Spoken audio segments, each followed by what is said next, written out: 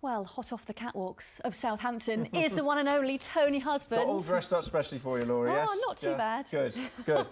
We've got some ice hockey to start with tonight. Yes, we Chris have. was there last night previewing the big game, and it's not always the most fashionable thing, ice hockey, particularly when it gets pretty rough between them. But we had some competitive action and a really good game as well. Guildford Flames will face Peterborough Phantoms in Ice Hockey's Premier League Cup final.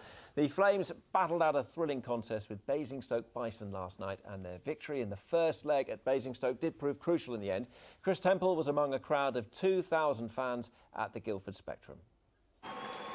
32 miles separate the clubs geographically, but only one goal divided Guildford and Basingstoke going into last night's second leg. And while the netminders bossed the first meeting, it took just 23 seconds for Flames to set the ice alight at the Spectrum through their captain, Jez Lundin. They doubled that lead minutes later during a power play and looked on course for the final, despite Bison reducing the arrears.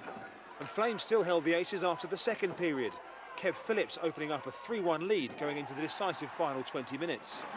But after Flames had Andy McKinney sent off, the Bison stampede bore fruit during the 5-minute power play. They got back to 3-3.